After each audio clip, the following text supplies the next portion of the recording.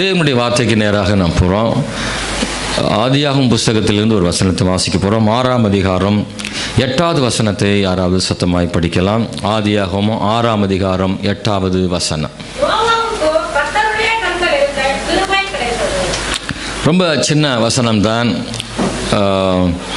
நோவாவுக்கோ கர்த்தருடைய கண்களிலே கிருபை கிடைத்தது.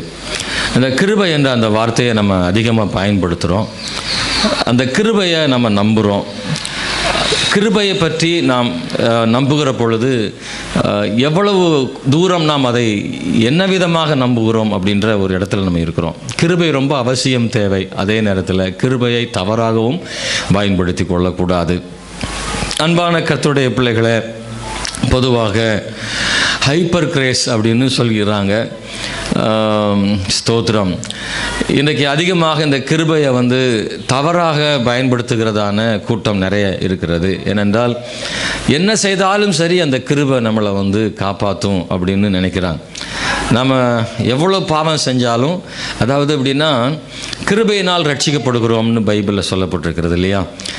கிருபையினாலே விசுவாசத்தை கொண்டு நாம் ரட்சிக்கப்பட்டோம். அதாவது தேவ கிருபை நமக்கு இருந்துச்சு, நம்ம ஆண்டவர் விசுவாசித்தோம்.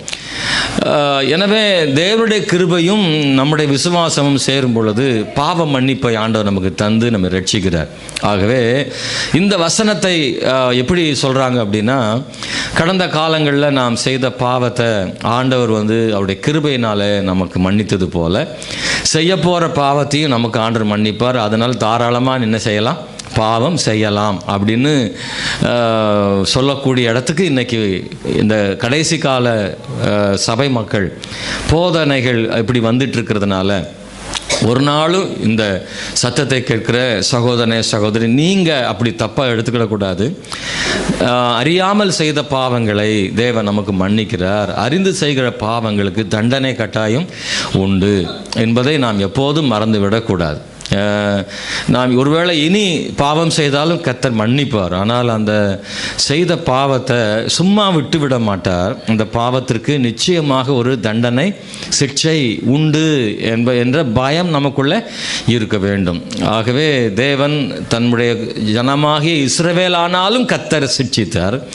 தமக்கு இருதயத்திற்கு பிரியமான ஏற்ற ஒரு மனிதனாகிய தாவீதா இருந்தாலும் ஆண்டவர் அவனை தண்டித்தார்.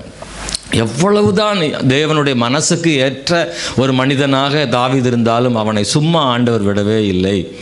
மோசே தேவனுடைய வீட்டில் எங்கும் உண்மை உள்ளவன் என்று எழுதப்பட்டிருக்கிறது. அப்படிப்பட்ட மோசே மாதிரி ஒரு மனுஷன் இல்லை. ஏன்னா ஆண்டவரோடு ரொம்ப நெருக்கமாக இருந்தவன். அவனை மாதிரி ஒருத்தர் தீர்க்கதரிசி இல்லை. ஆண்டவரை முகமுகமாக பார்த்த ஒரு மனிதன், நேரடியாக ஒரு சிநேகிதனை போல பேசுகிற ஒரு மனிதன் மோசையாக இருந்தாலும், அவனுடைய கோபத்தை ஆண்டவர் அவன் தேவனுடைய வார்த்தையை கீழ்ப்படியாமல் கோபப்பட்டு கண்மலையோடு பேச சொன்னார். ஆனால் அவனுடைய கோபத்தினாலே கண்மலையை கோலினால் ஓங்கி அடித்து விட்டான். ஆண்டுடைய வார்த்தைக்கு கீழ்ப்படியாமல் போனான். நல்லா கவனிங்க, நம் சிநேகிதன் தானே அப்படின்னு கர்த்தர் மோசையை விட்டுறல. அது நிமித்தமாக அவனை கானானுக்குள்ளே பிரவேசிக்க முடியாமல் அவனை ஒரு உயர்ந்த மலையின் மேலே, நேபோ மலையின் மேலே அவனை உயரமாய் கொண்டு போய், நீ பார்த்துக்கொள், ஆனால் நீ அதில் பிரவேசிக்க முடியாது என்று, கானானுக்குள்ளே போக முடியாத ஒரு நிலை ஏற்பட்டது. அப்படின்னா யாராக இருந்தாலும் சரி, ஒரு போதகராக இருந்தாலும் சரி, விசுவாசியாக இருந்தாலும் சரி, பாவம் செய்தால், அறிந்து பாவம் செய்தால் அதற்கு கட்டாயம் சிக்ஷையும் தண்டனையும் உண்டு என்பதை மறந்துவிடக்கூடாது. ஆனால் அறியாமல் செய்த காலங்களிலே தேவன் கிருபையாக நம்மை ரட்சித்தார். ஆனால் அவருடைய கிருபை நம்மளை ஸ்தோத்திரம் காப்பாற்றுகிறது அப்படின்றத மட்டும் நாம் மறந்துடக்கூடாது. கிருபைக்காக தேவனுக்கு ஸ்தோத்திரம் உண்டாவதாக. இந்த கிருபை எங்கே நமக்கு பயன்படுகிறது என்றால், அன்பான தேவனுடைய பிள்ளைகளை, நாம் அவருடைய சமூகத்துக்கு திரும்பும் பொழுது யாரெல்லாம் அவர் நோக்கி கூப்பிடுகிறார்களோ அவர்களுக்கு ஆண்டவர் மறுபடியும் கிருபையை ஆண்டவர் கொடுத்து தன் பக்கமாக சேர்த்து கொள்கிறார். அல்லேலூயா. சிட்சித்தாவது ஆண்டவர் மன்னிக்கிறார் இல்லையா? அதுதான் பெரிய கிருபை. ஸ்தோத்திரம். மன்னிப்பே இல்லை அப்படின்றது ரொம்ப ஆபத்தானது. ஒரு மன்னிப்பு ஒன்று இருக்குது, ஆனால் சிட்சையுடன் சேர்ந்த மன்னிப்பு. இது தவறு, ஆண்டவருக்கு பிரியம் இல்லை அப்படின்னு தெரிஞ்சும் ஒருத்தர் செய்கிறாங்கன்னா ஆண்டவர் அதை சும்மா விட மாட்டார். அதற்கு உரிய தண்டனையை கர்த்தர் கொடுத்து தன் பிள்ளையாக மறுபடியும் சேர்த்து கொள்கிறார்ல. தண்டனை என்பதே, சிக்ஷை என்பதே கிருபை தான் நான் நினைக்கிறேன். ஒரு மனுஷன் தேவ பிள்ளை செய்கிற தப்புக்கு தேவன் தண்டிக்கிறார்ல, அதுவும் கிருபை தான் சொல்கிறேன். அதுவும் கிருபை. ஏன்னா அதை சிக்ஷிக்காமல் தண்டிக்காமல் விட்டுறாது கிருபை இல்லை. கிருபை இல்லை. சிக்ஷித்து தன் பக்கமாக மறுபடியும் தன் பிள்ளையாக சேர்த்து கொள்ளுவதே அந்த கிருபையை தான். நாம் தேவனுக்கு நன்றி சொல்ல வேண்டிய இடத்துல மன்னிக்கிறார் அப்படின்றதுக்கும் நாம் நன்றி செலுத்தணும். என்னை சிக்ஷிக்கிறார்ன்றதுக்கும் நாம் அவருக்கு நன்றி உள்ளவங்களாக இருக்கணும். ஏன்னா தகப்பன் சிக்ஷியாத புத்திரன் உண்டோ? எந்த பிள்ளை சிக்ஷிக்கப்படுகிறதோ அந்த பிள்ளை தான் பாக்கியம் உள்ளது. சிக்ஷிக்கப்படாத ஒரு பிள்ளை கைவிடப்பட்ட பிள்ளையாக இருக்கிறது. அது அக்கறையற்ற பிள்ளையாக, அந்த பிள்ளையின் மேலே கவனம் செலுத்துறதுக்கு யாரும் இல்லை. அது கைவிடப்பட்ட பிள்ளை. ஒரு தகப்பன் ஒரு பிள்ளையை சிக்ஷிக்கிறான் என்றால் அந்த பிள்ளைக்கு ஒரு உரிமை இருக்கிறது, பாதுகாப்பு இருக்கிறது. தேவன் அக்கறை உள்ளவராய் இருக்கிறார். ஆகவே சிக்ஷை என்பது தகப்பன் அக்கறை உள்ளவராய் இருக்கிறார் என்பதற்கு அடையாளமாக இருக்கிறது. எனவே நாம் தேவன் நம்மை மன்னிப்பதற்கும் நன்றி செலுத்த வேண்டும். தேவன் நம்மை நேசிப்பதற்கும் நன்றி செலுத்த வேண்டும். தேவன் நம்மை மறுபடியும் அவருடைய பிள்ளையாக மாற்றினதுக்கும் நன்றி செலுத்த வேண்டும். அவர் என்னை அவ்வப்போது நான் தவறு செய்யும் போது என்னை சிக்ஷிக்கிறாரே, கண்டிக்கிறாரே, அதற்கும் நான் நன்றி உள்ளவனாக இருக்க வேண்டும். எத்தனை பேருக்கு புரியுது? கை தூக்கி அல்லேலூயா சொல்லுவோமா? ஆமென், ஹல்லேலூயா. கிருபைகளை ஆண்டவர் நமக்கு தருகிறார். ஆனால் அந்த கிருபையை நாம் ஒருபோதும் தவறாக பயன்படுத்தி கொள்ளக்கூடாது. தவறான காரியத்திற்கு தேவ கிருபை எப்போதும் பயன்படாது. நாம் தவறாக பயன்படுத்துவதற்காக அவருடைய கிருபையை நமக்கு ஆண்டவர் தரவில்லை. நம்முடைய இயலாமைகளிலே உதவி செய்வதற்காக தேவ கிருபை கிரியை செய்கிறது. அந்த கிருபைக்காக தேவனுக்கு ஸ்தோத்திரம் உண்டாவதாக. அன்பானவர்களே, நோவா காலத்தில் நோவாவுக்கு கர்த்தருடைய கண்களில் கிருபை கிடைத்தது. கிருபை எவ்வளோ முக்கியம் அப்படின்றத நாம் உணர வேண்டிய இடத்துல நாம் இருக்கிறோம். இன்றைக்கும் நாம் அந்த கிருபையை நம்புகிறோம். எத்தனை பேர் நம்புறீங்க அந்த கிருபை? ஆமென், அல்லேலூயா. தேவ கிருபையை நம்புகிற ஒரு மனிதன் தாழ்மை உள்ளவனாக இருக்கிறான். அவன் பெருமை அவனுக்குள்ளேருந்து எடுபட்டு போகிறது. தாழ்மை உள்ளவனுக்கோ கர்த்தர் என்ன செய்கிறாரா? கிருபை அளிக்கிறார்னு சொல்லப்பட்டிருக்கிறது. எந்த மனுஷன் நான் கிருபையில் வாழ்கிறேன்னு சொல்கிறானோ அவன் ஆண்டவருக்கு முன்னாடி பெருமையற்றவனாக இருக்கிறான். அவன் தன்னை தாழ்த்தி கொள்ளுகிறான். அவனுக்கு இன்னும் கிருபைகளை ஆண்டவர் கொடுக்கிறார்னு வேதவசனம் சொல்லுகிறது. அன்பானவர்களே, நம்முடைய வாழ்நாள் முழுவதும் அந்த கிருபையை சார்ந்தே வாழ்வோமாக. நம்முடைய ஜபங்களில் அதிகமாக இந்த வார்த்தை அதிகமாக பயன்படுத்தப்படட்டும். நாம் ஆண்டவருக்கு கூப்பிடும் பொழுதெல்லாம் ஆண்டவருடைய கிருபைக்காக நாம் காத்திருப்போம். ஏனென்றால் அவருடைய கிருபைகளை அனுபவித்திருப்பவர்களுக்குத்தான் அவருடைய கிருபையின் மேன்மை தெரியும். அவருடைய கிருபைகளை உணராதவர்களுக்கு அந்த மேன்மை தெரியாது. கிருபை அப்படின்னா நமக்கு எல்லாருக்கும் தெரியும், தகுதியே இல்லாத ஒருத்தனுக்கு கொடுக்கப்படுகிற ஒரு ஈவு தான் கிருபைன்னு நம்ம சொல்கிறோம். இந்த இடத்துல நம்ம சரியாக புரிந்து கொள்ள வேண்டும். அன்பானவர்களே, கிருபை நமக்கு நம்முடைய வாழ்வில் என்ன விதமான சூழ்நிலைகளை நமக்கு ஏற்படுத்துகிறது? தேவன் தாமே நமக்கு அந்த கிருபையை பற்றிய ஒரு தெளிவை ஆண்டவர் தருவாராக. தகுதி உள்ளவனுக்கு கிருபை கொடுக்கப்படுகிறதா, தகுதியற்றவனுக்கு கொடுக்கப்படுகிறதான்றதில் ஒரு தெளிவு நமக்கு என்ன செய்யணும்? இருக்கணும். இந்த ரெண்டு கேள்விக்கு உங்களுக்கு விளக்கம் புரியணும். இல்லை, தகுதியே இல்லாதவனுக்கு கொடுக்கப்படுகிறது தான் கிருபையா, இல்லை கிருபை பெற்றுக்கொள்றதுக்கும் ஒரு தகுதி வேண்டுமா? ஆண்டவர் எல்லாருக்கும் சும்மா கிருபை கொடுத்துடுறாரா? இதில் நமக்கு ஒரு குழப்பம் இருக்கக்கூடாது. தகுதியற்றவனுக்கு கொடுக்கப்படுகிறது கிருபையா, இல்லை நான் கிருபை பெற்றுக்கொள்றதுக்கும் தகுதி தேவையா?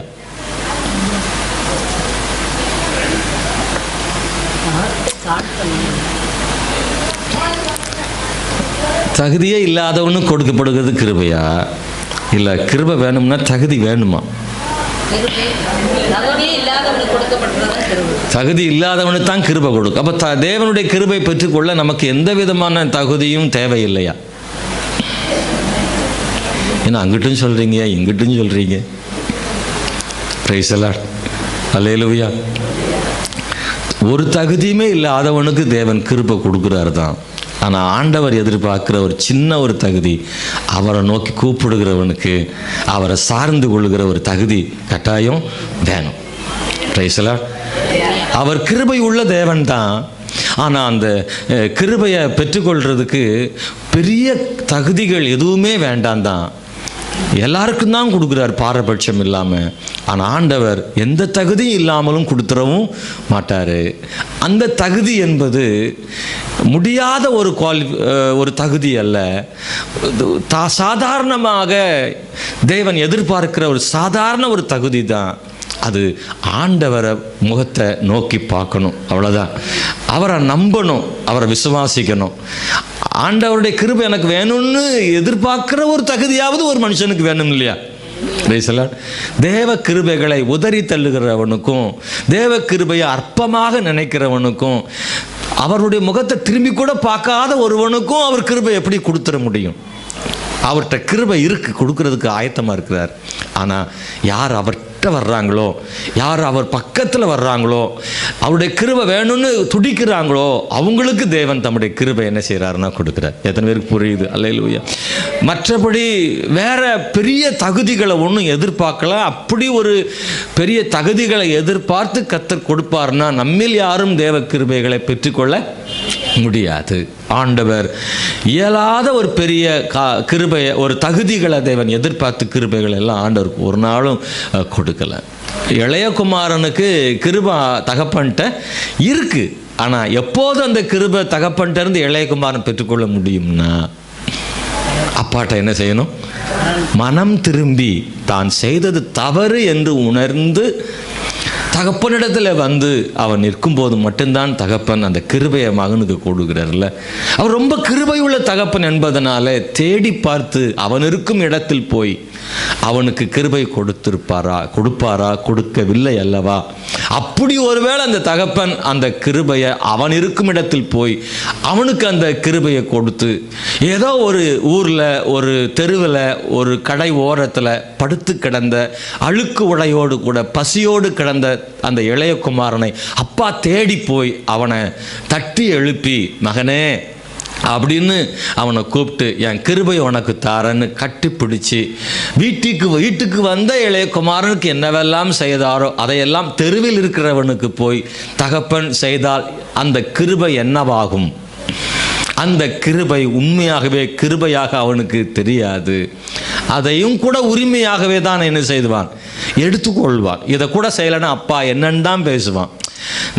நம்ம தப்பு செஞ்சும் அப்பா என்னைய மன்னிச்சு என்னைய பிள்ளையா சேர்த்துக்கிட்டாருன்னு நினைக்க மாட்டான். அப்பா பிறகு எதுக்கு இருக்கிறாரு, இது கூட செய்யலைன்னா என்னன்னு அப்பவும் ஆணவமாத்தானே பேச தோன்றும்.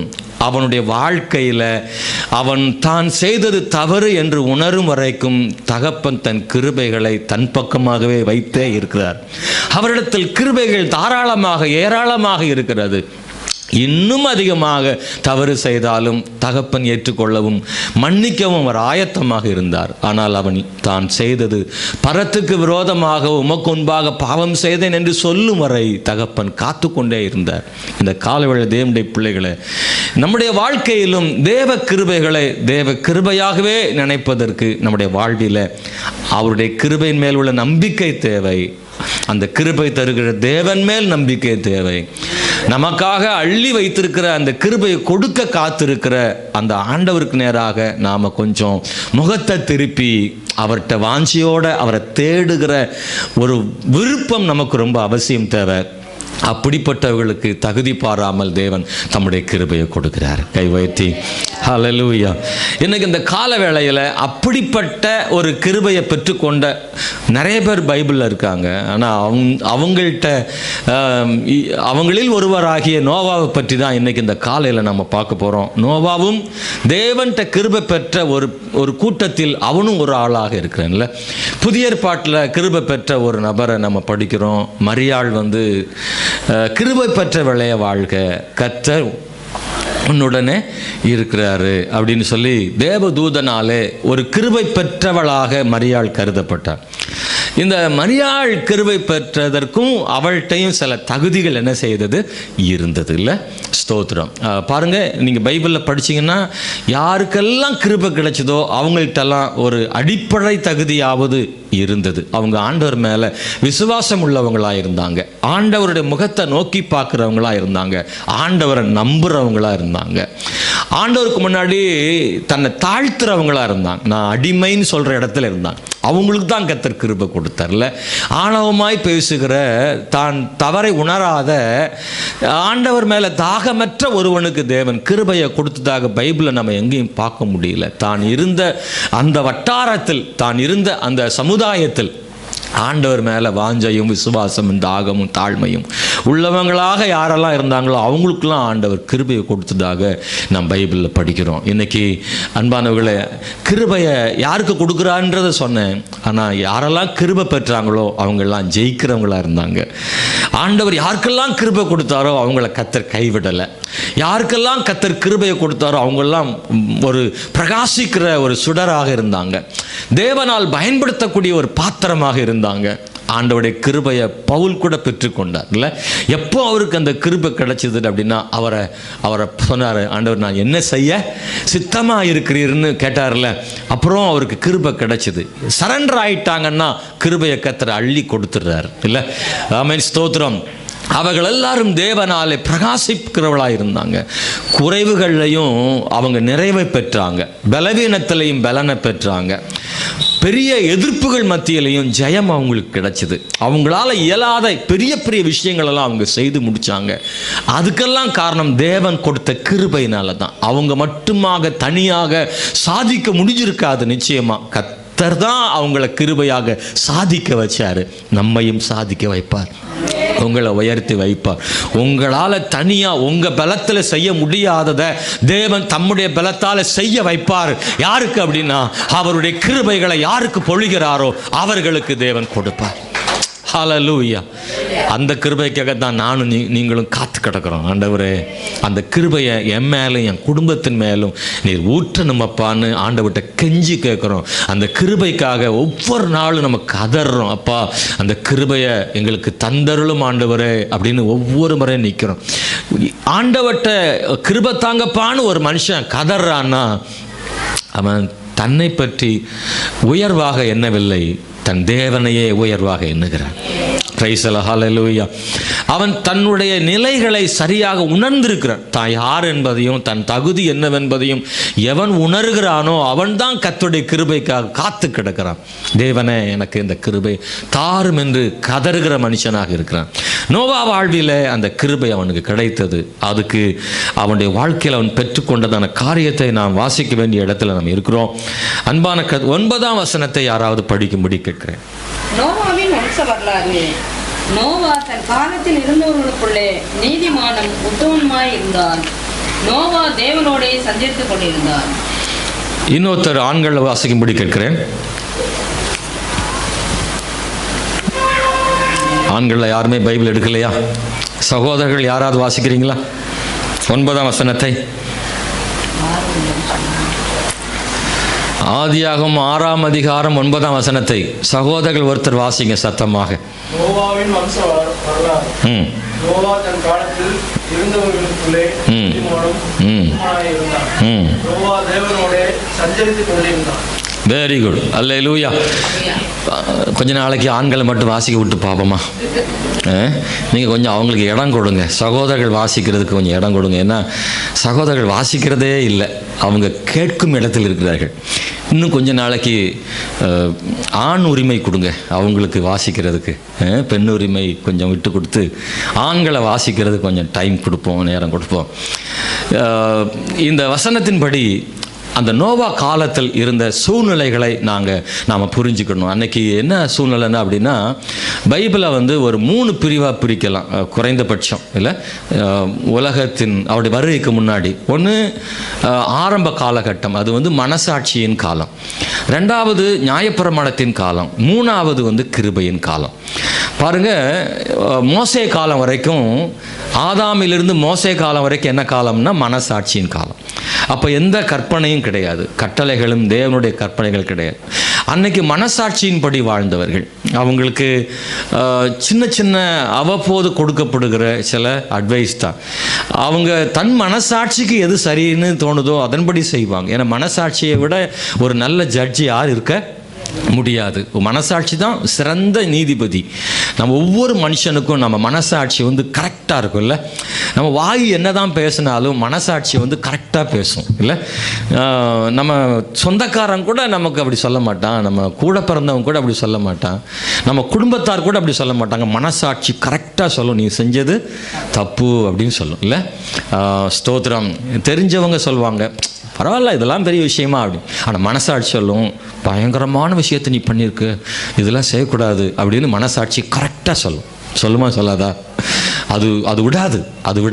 அது பாரபட்சம் பார்க்காது. மனசாட்சி பார்க்காது. அது நமக்கு சொல்லிகிட்டே இருக்கும், இது நீ செஞ்சுருக்கக்கூடாது தான், இந்த வார்த்தையை நீ என்ன செஞ்சுருக்கலாம், தவிர்த்திருக்கலாம், இது சொல்லியிருக்கக்கூடாது. மனசாட்சி நம்மளை கரெக்டாக நியாயம் தீர்க்கும் பாருங்கள். ஆனால் அந்த மனசாட்சிக்கு நம்ம இடம் அளிக்காத போது அந்த மனசாட்சி கொஞ்சம் காலத்தில் என்ன ஆயிரும், மழுங்கி போயிரும்னு சொல்லுவாங்க. அந்த மனசாட்சியை இவங்ககிட்ட சொல்லி பிரயோஜனம் இல்லைன்னு நம்ம கூட கூட்டு சேர்ந்துடும் இந்த மனசாட்சி. அந்த இடத்துக்கு நம்ம ஒரு நாளும் போயிடக்கூடாது. அப்பப்போ மனசாட்சிக்கு இடம் கொடுத்துட்டோம்னா மனசாட்சி ஃப்ரெஷ்ஷாக இருக்கும்.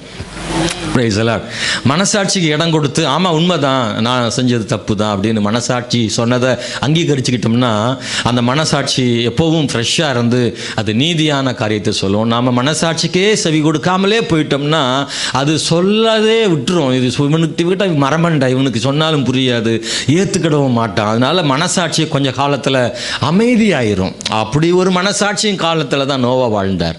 மோசே வரைக்கும் அதுதான் நடந்துச்சுது இல்லை. ஸ்தோத்திரம். அன்பான தேவனுடைய பிள்ளைகள், கற்பனைகள் அற்ற ஒரு காலகட்டம் அது. மோசேக்கு பிறகு நியாயப்பிரமாண காலம் வந்துருச்சு. இது நியாயப்பிரமாணத்தின்படி தான் ஒருத்தர் வாழணும். மனசாட்சி ஒரு பக்கம் சொன்னாலும் அவங்களுக்குன்னு செய்யணும் செய்யக்கூடாதுன்னு கற்பனைகள் கொடுக்கப்பட்டிருக்கு. அந்த அடிப்படையில் மக்கள் வாழ்ந்தார்கள். மூணாவது கிருபையின் காலம். இயேசு கிறிஸ்துக்கு வந்த பிறகு நியாயப்பிரமாண காலம் முடிஞ்சிருச்சு. அதுக்கப்புறம் கிருபையின் காலம் ஆரம்பிச்சிருச்சு. தேவன் தம்முடைய கிருபையினால பலியானபடியினால ஆண்டவருடைய பலியே போதுமானது என்பதனால நாம் நியாயப்பிரமாணத்தின்படி பலி செலுத்த வேண்டிய அவசியம் இல்லாமல் போனது. கிறிஸ்துவே ஒரே பலியாக நமக்காக சிலுவையில் மரித்து விட்டார். எனவே அந்த பலி போதுமானது என்று கிருபையின் காலத்துக்குள்ளே வந்துட்டோம். நம்முடைய விசுவாசத்தின்படி கிருபையை நம்பி நம்ம என்ன செய்கிறோம், வாழ்கிறோம். எனவே மனசாட்சி காலத்தில் வாழ்ந்த நோவா காலம். அன்னைக்கு மக்கள் மிகவும் பாவம் செய்திருக்கிறார்கள் இல்லை. இன்னும் கொஞ்சம் விளக்கமாக சொல்லணும்னா, இன்னைக்கு எவ்வளோ பாவம் இருக்கோ அதை விட அதிகமாக அன்னைக்கு பாவம் என்ன செஞ்சிருக்கு, இருந்திருக்கு. அதனால தான் பூமியை ஜலப்புரள அழிக்கிற அளவுக்கு மக்கள் பாவத்தில் ரொம்பவும் ஊறி போய்விட்டார்கள். ஸ்தோத்திரம். அவங்க என்ன பெண் கொண்டும் பெண் கொடுத்தும் அப்படின்ற அந்த வார்த்தை தான் அங்கே சொல்லப்பட்டிருக்கிறது.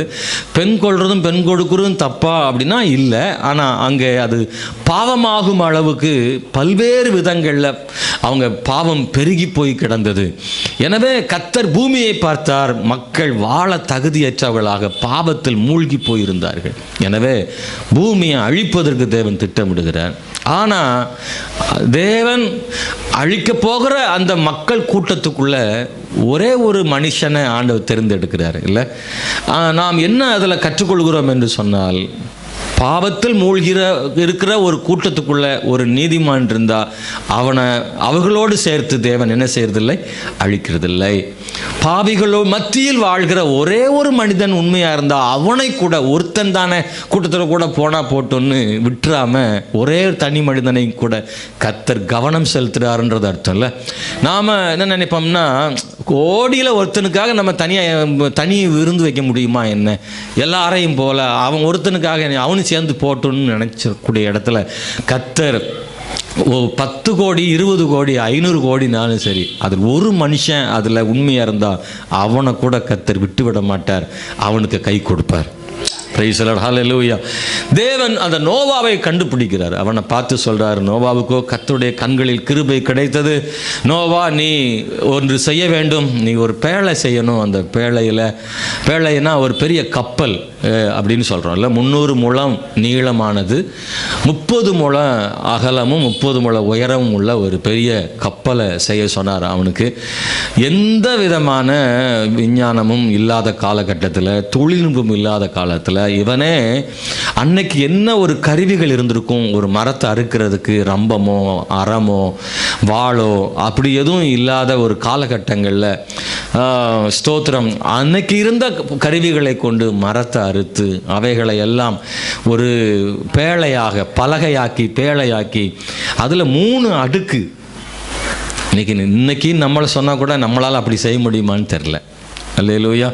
பாலு பிரதர் டாண்டர் ஒரு கப்பல் கட்டுப்பான்னு கணேசபுரத்தில் சொன்னால் அவர் என்ன செய்வார், எனக்கு ஒன்றுமே தெரியாது ஆண்டவரேன்னு சொல்லுவார்ல. அதுவும் அதுக்குரிய பணம் வேணும், மரம் வேணும், அதுக்குரிய ஆட்கள் வேணும், தனியாக செய்ய முடியாது.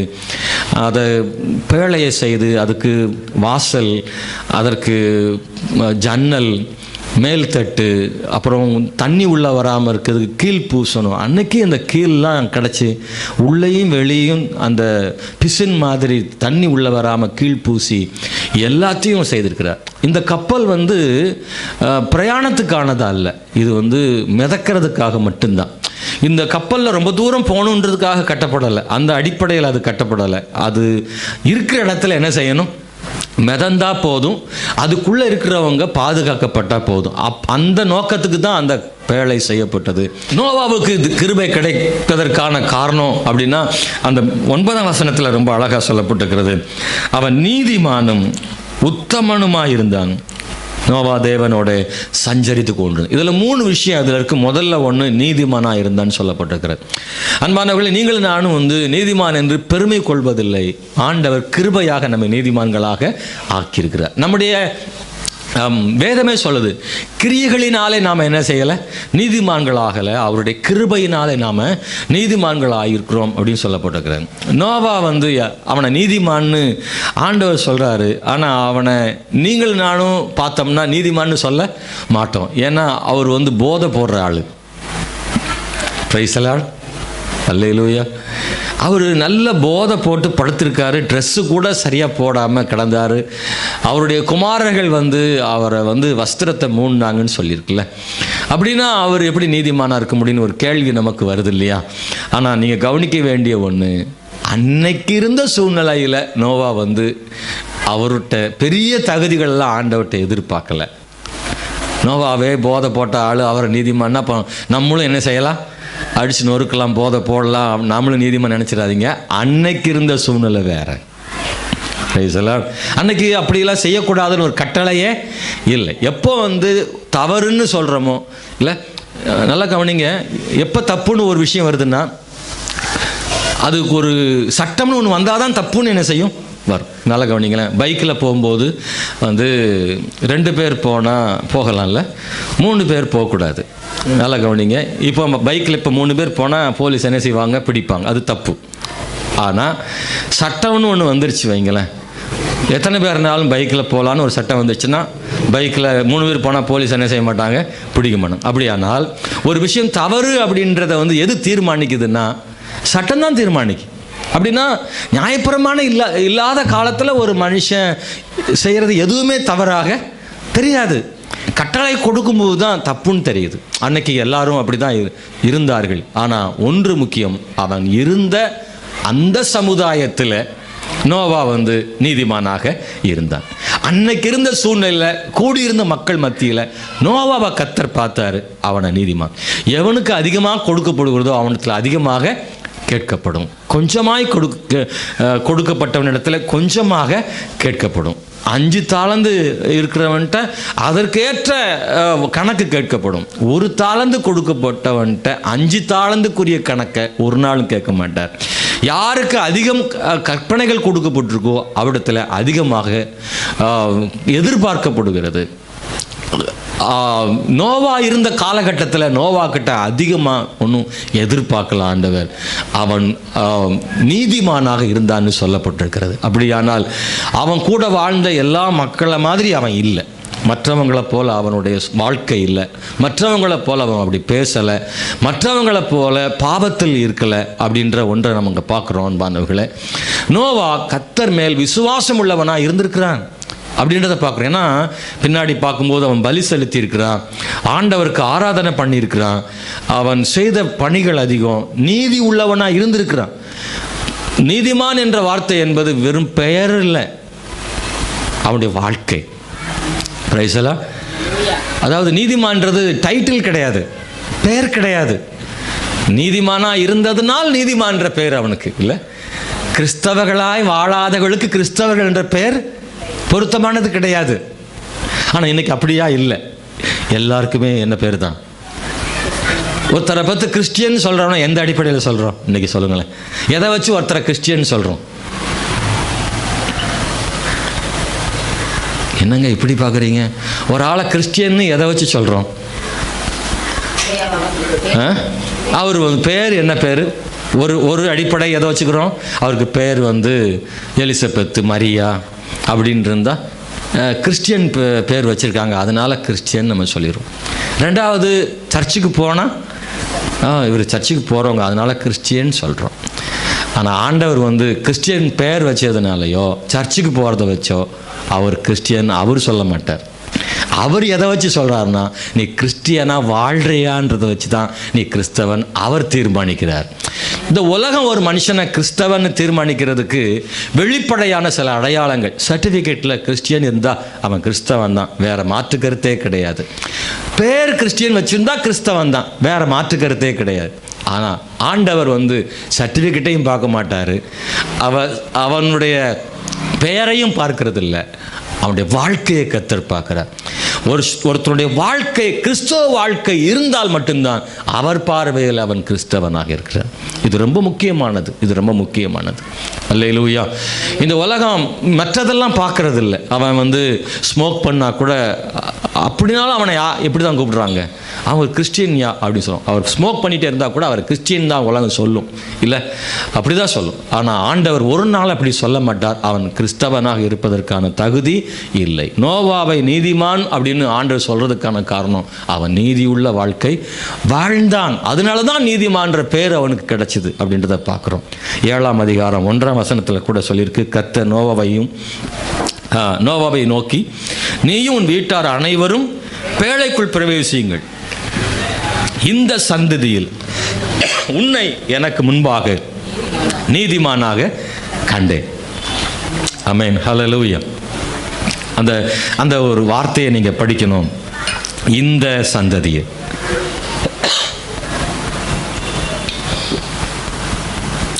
அதே மாதிரி 9ஆம் வசனத்திலே சொல்லியிருக்கு, தன் காலத்தில் இருந்தவர்களுக்குள்ளே. இந்த 2 வார்த்தையை நீங்கள் மறந்துடக்கூடாது.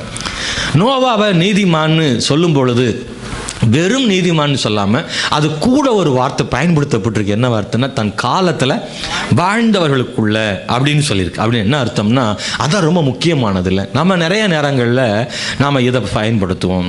என்னால் உண்மையாக இருக்க முடியல, காரணம் நான் இருக்கிற இடம் அப்படி, என் சுற்றி இருக்கிற ஜனங்கள் அப்படி, ஐயோ நான் எவ்வளவோ முயற்சி பண்ணுறேன் ஆனால் மக்கள் என்னை கெடுத்துடுறாங்க அப்படின்னு சூழ்நிலை மேலேயும் மக்கள் மேலேயும் சொந்தக்காரங்க மேலேயும் நம்முடைய நண்பர்கள் மேலேயும் நம்முடைய வேலை மேலேயும் ஏதோ ஒரு அடுத்த ஆள் மேலேயும் அடுத்த சூழ்நிலை மேலேயும் நம்ம பழி போட்டு என்னால் இப்படிப்பட்ட இடத்துல என்னால் உண்மையாக இருக்க முடியாது அப்படின்னு சொல்கிறோம் பாருங்கள். அது ரொம்ப தவறான ஒன்று. நோவா தன் காலத்தில் வாழ்ந்தவர்களுக்குள்ளே அவனால் நீதிமானாக இருக்க முடிந்தது. அன்பானவர்களே, பழைய சபையில் ஒரு பாத்திர கடைக்காரர் உண்டு. அவர்கிட்ட நான் எவ்வளவோ சொல்ல, ஞானஸ்தானம் எடுத்துக்கோங்கன்னு. சர்ச்சுக்கு ரெகுலராக வந்துடுவார், ஆனால் ஞானஸ்தானம் எடுக்கவே மாட்டார். அவர் சொல்கிற ஒரே ஒரு வார்த்தை, பாஸ்டர் நான் கொஞ்சம் பாத்திர வியாபாரத்தில் அப்படியும் இப்படியும் கொஞ்சம் என்ன செய்ய வேண்டியிருக்கு, உருட்டல் பரட்டல் பண்ண வேண்டியிருக்கு, அதனால் நான் ஞானஸ்தானம் எடுக்க முடியாது. நானும் அவர் கடையில் போய் உட்காந்து ஒரு அன்னம் கூடன்னு சொல்லுவாங்க, அதை ஒன்று கவுத்தி போட்டுருவார், அதில் போய் உட்காந்துக்கிடுவேன். ஸ்தோத்திரம். அவர்கிட்ட பேசினோம்னா இதைத்தான் சொல்லுவார், இல்லை பாஸ் இன்னும் கொஞ்சம் நாள் ஆகட்டும், என்னுடைய வியாபாரம் அப்படி, நான் கொஞ்சம் அதில் எல்லாம் கொஞ்சம் பண்ண வேண்டியது இருக்குது, அப்போ தான் பணம் சம்பாதிக்க முடியும். அதை விட்டுருங்க, தேவன் உங்களை ஆசீர்வதிப்பார். இருக்கிறதுல நேர்மையாக நீங்கள் செய்யுங்க. உங்கள் உழைப்புக்கேற்ற பணத்தை என்ன செய்யுங்க, ஒரு பொருள் மேலே நீங்கள் வைங்க. கடை வாடகை ப்ளஸ் உங்களுடைய போக்குவரத்து, உங்களுடைய உழைப்பு, உங்கள் சம்பளம், இதெல்லாம் ஒரு பாத்திரத்து மேலே நீங்கள் என்ன செய்யுங்க, வச்சு விற்கிறது தப்பு ஒன்றும் கிடையாது. அநியாயமாக விற்கிறது தான் தப்பு. நீங்கள் நியாயமாக உங்களுக்குரிய கூலியை பெறுவது தவறு அல்ல. அதுக்காக நீங்கள் ஞானஸ்தானம் பெறாட்டா பரலோகம் போக முடியாது. நீங்கள் ஞானஸ்தானம் ஏற்றுக்கொள்ள வேண்டும் என்று எவ்வளவோ சொன்னேன். அவர் கடைசி வரைக்கும் என்ன செய்யலை, அவர் ஏற்றுக்கொள்ளவில்லை. அன்பான தேவனுடைய பிள்ளைகளை, ஒரு நாளும் நாம் அப்படி இருந்து விடக்கூடாது. நம்முடைய வாழ்க்கையில் தேவன் எதிர்பார்க்குற விஷயம் என்னென்னா, நான் இருக்கிற சூழ்நிலையில் நான் நீதிமானாக இருக்கணும். நீங்கள் இருக்கிற இடத்துல நீங்கள் நீதிமானாக இருக்கணும். நீங்கள் வேலை செய்கிறீங்களா, அந்த வேலையில் நீங்கள் நீதிமானாக இருக்கணும். அது ரொம்ப முக்கியமானது. அல்லேலூயா. நோவா தன் காலத்தில் வாழ்ந்த மக்கள் நடுவிலும் நீதிமானாக இருக்க முடியும்னா, நீங்களும் நானும் நாம் வாழ்கிற இந்த உலகத்தில் நீதிமானாக இருக்க முடியும்.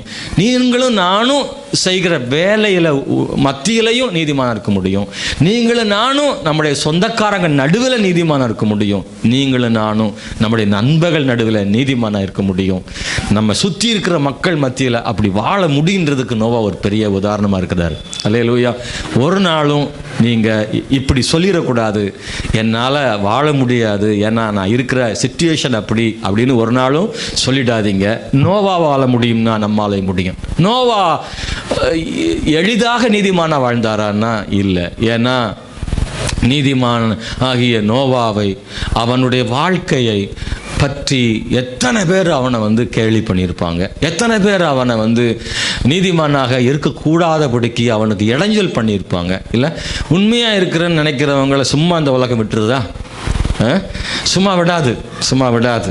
அவனை ஒருத்தர் கோபப்பட மாட்டான்னு வைங்களேன், அவனை வேணும்னா கோபப்படுத்துறதுக்குன்னு கிள்ளி விடுற ஆள்லாம் என்ன செய்யுது இருக்குது. இந்த வழியிலையாவது அவன் கோபப்பட்டு ஒரு வார்த்தை கெட்ட வார்த்தை பேசிட மாட்டானான்னு கெட்ட வார்த்தை பேசாத ஒரு ஆளை கெட்ட வார்த்தை பேச வைக்கிறதுக்குன்னே ஒரு டீமாக இருந்து வேலை செய்கிறான்.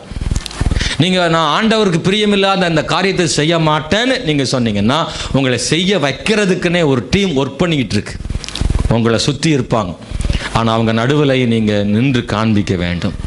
Praise the Lord. இது வெளியில் கிடையாது, பைபிள் காலேஜ்லேயே இருக்கும், சபைக்குள்ளேயே இருக்கும் அந்த டீம். பைபிள் காலேஜில் சாம்சன் ஒரு சகோதரன், நான் மறக்கவே மாட்டேன். அவர் இப்போ சென்னை பக்கத்தில் ஊழியம் செய்கிறார். அவர் படிக்கும்போது, எனக்கு ஒரு வருஷம் முன்னாடி படிப்பார், சாம்சன் அவர் பேர். அவர் கோவப்படவே மாட்டார்ல. எனக்கு கூட கோபம் வரும், நம்ம எல்லாருக்கும் வரும், ஆனால் அவர் கோவப்படவே மாட்டார். அவர் பேசும்போதே என்ன சகோதரா அப்படி தான் சொல்லுவார். என்ன சகோதரா அப்படிம்பார்.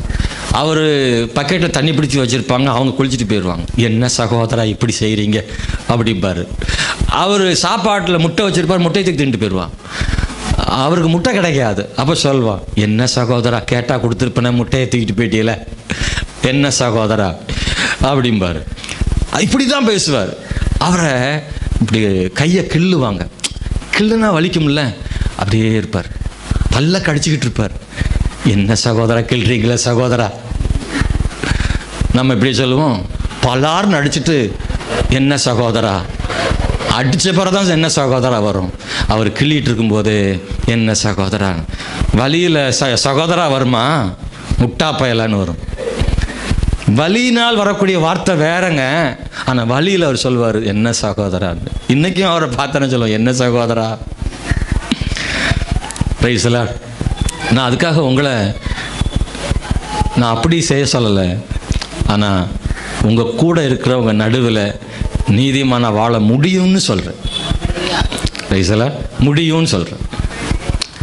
தயவுசெய்து நான் இருக்கிற சிச்சுவேஷனில் உண்மையாக இருக்க முடியாது, நீதியாக வாழ முடியாது அப்படின்னு நீங்கள் நினச்சிங்கன்னா, உங்களுக்கு நான் சொல்கிறேன், நோவாவால் இருக்க முடிஞ்சுது, இன்றைக்கும் இருக்கிறோம் நம்ம எல்லாரும், நம்மளால் முடியும், இருக்க முடியும். அப்படி சொல்லுகிறவர்கள், இந்த மாதிரி சிச்சுவேஷன் இருக்க முடியாதுன்னு சொல்கிறவங்க இருப்பதற்காக அவங்க இன்னும் முயற்சி பண்ணவில்லை. ஆண்டு சொல்ல, நீங்கள் பாவத்தை எதிர்த்து நிற்கிற விஷயத்தில் ரத்தம் சிந்தும் அளவுக்கு நீங்கள் என்ன செய்யலை, போராடவில்லைன்னு பவுல் எழுதுறார். என்ன சொல்கிறாரு? பாவத்தை ஜெயிக்கிறதுக்கு ரத்தம் சிந்தி கூட பாவத்தை ஜெயிக்கணுமா? பாவம் செய்ய மாட்டேன்ற இடத்துல உறுதியாக நிற்கிற ஒரு தேவ பிள்ளை ரத்தமே சிந்துற அளவுக்கு கூட போராடணுமா? ஆனால் அப்படி நாம் என்ன செய்யலையா, போராடலைன்னு பவுல் சொல்கிறார். அப்படின்னா ஒருத்தர் பாவத்தை மேற்கொள்ளலை அப்படின்னா பாவத்தை மேற்கொள்றதுக்கு அவங்க இன்னும் முயற்சி பண்ணணுன்றார். இன்னும் போராடலை, இன்னும் போராடணும். ரத்தமே சிந்தும் அளவுக்கு போராடினா தான் பாவத்தை ஜெயிக்க முடியும்னு பவுல் எழுதுறார். இன்னைக்கு இந்த காலவேளை தேவனுடைய பிள்ளைகளை கவனிக்க வேண்டிய ஒரு விஷயம், தன் காலத்தில் வாழ்ந்தவர்களுக்குள்ள அவன் நீதிமானாக இருந்தான். அன்பானவர்களே, ஸ்தோத்திரம். ரெண்டாவது உத்தமன் சொல்லியிருக்கு. உத்தமன் சொல்லியிருக்கு. அவனுடைய வாழ்வில உத்தமனான், தேவனுக்கு முன்பதாக நீதிமானாகும், மனுஷருக்கு முன்னாடி உத்தமமான வாழ்க்கையும் வாழ்ந்த அந்த நோவா. ஸ்தோத்திரம். அது மாத்திரமல்ல, அவன் தேவனோடு சஞ்சரிக்கிறவனாக இருந்தான். தேவனோடு சஞ்சரித்தல் அப்படின்றது அவரோடு வாழ்தல், நடத்தல், அவரோடு வாழ்றது, அவரோடு சேர்ந்து வாழ்தல், அதுதான் சஞ்சரித்தல்னு அர்த்தம். ஏனோக்கு தேவனோடு சஞ்சரித்தான் அப்படின்னு சொல்லும். அவருடைய வாழ்க்கையின் பாதி காலம் தேவனோடு சஞ்சரித்தான், தேவனோடு நடந்தான், அவர் கூட வாழ்ந்தான். இனி நான் அல்ல, கிறிஸ்து என்னில் ஜீவிக்கிறார், கிறிஸ்துவே என்னில் வாழ்கிறார்னு பவுல் சொல்றார். இதை கேட்கிற சகோதரனே சகோதரியை பாருங்க, இவருக்கு முன்னாடி தான் தாத்தா தான் நோவாவை பின்பற்றி ஏனோக்கை பின்பற்றி நோவா வாழ்ந்தார். நோவாவினுடைய முப்பாட்டனார் ஏனோக்கு தேவனோடு சஞ்சரித்ததை பற்றி இவர் பார்த்திருக்கக்கூடும். இவரும் தேவனோடு சஞ்சரிக்கிற அனுபவத்துக்குள்ளே வந்தார். சேத்து, அவனுடைய வழியில் தான் நோவா வருகிறார். சேத்து பலியிட்டதை கண்டு அவர் பலி செலுத்தி இருக்கிறார். அவன் தேவனை தேடி இருக்கிறார் அப்படின்றதெல்லாம் பார்க்குறோம். அன்பானவர்களே, ஸ்தோத்திரம். நாலாவது, நோவாக்கிட்ட இருந்த ஒரு தகுதியை பார்த்து தேவன் கிருபை கொடுக்குறார். என்ன தகுதி அப்படின்னா, தேவன் கட்டளையிட்டதெல்லாவற்றையும் நோவா என்ன செய்தார். என்னெல்லாம் கட்டளையிட்டாரோ அது எல்லாத்தையும் செய்தார். மேக்சிமம் செய்தார்னு சொல்லலை, கட்டளையிட்டபடி எல்லாம் செய்தார். ரெண்டுக்கு வித்தியாசம் இருக்கு. ஆண்டவர் கட்டளையிட்டதில் 1-2 செய்தார் அப்படி இல்லை, பாதி செய்தார் அப்படின்னு இல்லை, அவரால் முடிஞ்ச அளவுக்கு செய்தார் அப்படி இல்லை, எல்லாத்தையும் செய்து முடித்தார். 6ஆம் அதிகாரம் 22ஆம் வசனம் சொல்கிறது, நோவா அப்படியே செய்தான், தேவன் தனக்கு கட்டளையிட்டபடி எல்லாம் அவன் செய்து முடித்தான். 7ஆம் அதிகாரம் 5வது வசனத்திலும் சொல்லப்பட்டிருக்கு, நோவா தனக்கு கர்த்தர் கட்டளையிட்டபடி எல்லாம் செய்தான். 2 இடத்துல சொல்லியிருக்கு, நோவா கர்த்தர் தனக்கு கட்டளையிட்டபடி எல்லாம் செய்தான். அப்படின்னா சாதாரணம் இல்லை. நோவா தேவன் கட்டளையிட்டபடி எல்லாம் செய்கிறதுக்கு நோவா என்னெல்லாம் பிரயாசப்பட்டாரோ தெரியாதுல்ல, எவ்வளோ பிரயாசப்பட்டிருப்பார். நுணுக்கமாக அவர் சொன்னதெல்லாம் அவன் செய்தார். நிறைய அவனுக்கு ஆண்டவர் சொல்லலை, ஆனால் அவனுக்கு என்னெல்லாம் கர்த்தர் சொன்னாரோ அதையெல்லாம் அந்த காலத்தில் செய்து முடித்திருக்கிறார். இந்த தேவன் கட்டளையிட்டபடி எல்லாம் செய்வதற்கு தேவையான 2, ஒன்று கீழ்ப்பிடிதல், இன்னொன்று விசுவாசம். விசுவாசிக்காதவன் தேவனுடைய கட்டளைக்கு கீழ்ப்படிய மாட்டான். ஸ்தோத்திரம். கீழ்ப்படியாதவன் தேவன் கட்டளையிட்டபடி எல்லாம் செய்ய மாட்டான். நல்லா கவனிங்க, இது ரொம்ப முக்கியமான அவசியம் தேவை. தேவன் கட்டளையிட்டபடியெல்லாம் ஒருத்தன் செய்யணும்னா அவனுக்கு ரொம்ப தேவை விசுவாசமும் கீழ்ப்படிதலும் இருந்தால். இந்த 2 நோவாவுக்கு இருந்ததுனால அதை செய்து முடித்தான். 5வது ஒன்றை கவனிக்க விரும்புகிறேன். அவர் நீதியை பிரசங்கம் பண்ணினார். 2 பேதுரு புஸ்தகம் 2ஆம் அதிகாரம் 5ஆம் வசனத்தை நீங்கள் படித்தால் அவர் நீதியை பிரசங்கம் பண்ணினார்னு சொல்லப்பட்டிருக்கு. அப்படின்னா சுவிசேஷ பிரசங்கம் முதல்ல செஞ்சது நோவாவா தான் இருக்க முடியும்னு நினைக்கிறேன். முதல் பிரசங்கம் பண்ணது நோவா. பாருங்க, இந்த ஆதியாகமத்தில் நம்ம அதை படிக்காட்டாலும் பேதுரு புஸ்தகத்தில் பேதுரு அதை எழுதுறார். நோவா நீதியை குறித்து பிரசங்கம் பண்ணார். அவருடைய பிரசங்கம் என்னவாக இருந்திருக்கும்? இல்லை, இயேசு கிறிஸ்து மரணம், பாடு, மரணம், உயிர்த்து அதெல்லாம் கிடையாது. அவருடைய பிரசங்கம் என்னவா இருந்திருக்கும்? தேவன் இந்த பூமியை என்ன செய்ய போறாரு? அழிக்க போறாரு. இன்னும் 40 நாள் தான் இருக்கு. ஆண்டவர் மழை பெய்ய பண்ணி இந்த பூமியை என்ன செய்வார்? அழிக்க போறாரு. அதனால நீங்க மனம் திரும்புங்க என்று சொல்லியிருக்கலாம். ஒருவேளை நீங்கள் பாவத்தை விட்டுட்டா ஆண்டவர் அழிக்காமல் கூட இருக்கலாம். அதனால் நீங்கள் பாவத்திலிருந்து விடுதலை பெறுங்க, அப்படின்னு நீதியை பிரசங்கம் பண்ணினார். நீதியை பற்றி அவர் சொல்கிறார். எது நீதி, எது பரிசுத்தம், எப்படி வாழ வேண்டும். தான் நீதிமானாக வாழ்ந்த விதத்தை தான் சொல்லியிருப்பான். நான் எப்படி வாழ்கிறேன்னு பாருங்கள். இல்லை, தன்னை குறித்து மக்களுக்கு வெளிப்படுத்தி இருப்பான். நீங்கள் உங்கள் பாவத்தை விட்டு வெளியே வாங்கன்னு. நோவா சொன்ன நீதியின் பிரசங்கத்தை கேட்டவங்கெல்லாம் ஆமாம் ஆண்டவரை, அப்படியே ஆகட்டும் ஆண்டவரேன்னு சொல்லியிருக்க மாட்டாங்க. நோவாவை என்னவெல்லாம் சொல்லி கேள்வி பண்ணாங்களோ தெரியாது, என்னவெல்லாம் கொடுமைப்படுத்தினாங்களோ தெரியாது. அவர்கள் மத்தியிலையும் நீதியை பிரசங்கிப்பதில் சோர்ந்து போகாம அதை செய்தார். தான் என்ன வாழ்ந்தாரோ அதை பிரசங்கம் பண்ணார். நான் பேசுகிற போதகனாக பிரசங்கிக்கிற என் பிரசங்கமானது என் வாழ்க்கைக்கும் என் பிரசங்கத்துக்கும் இடையில நிறைய வேறுபாடு இருந்துச்சுன்னா என் பிரசங்கம் வலிமையானதாக இருக்காது. நான் சொல்கிறது எத்தனை புரியுது? என் பிரசங்கம் வலிமையானதாக இருக்காது. எப்பன்னா என் வாழ்க்கையும் என் பிரசங்கமும் ரொம்ப இடைவெளி இருந்தால் நிச்சயமாக என் பிரசங்கம் எடுபடாது. நான் அந்த மாதிரி வாழ்ந்தாதான், நான் பேசினாதான். இந்த உலகத்தில் பேசுகிற எல்லாரும் எதை வேணாலும் பேசலாம். இல்லை, அரசியல்வாதி எதுனாலும் பேசிடலாம், அப்படி தானே?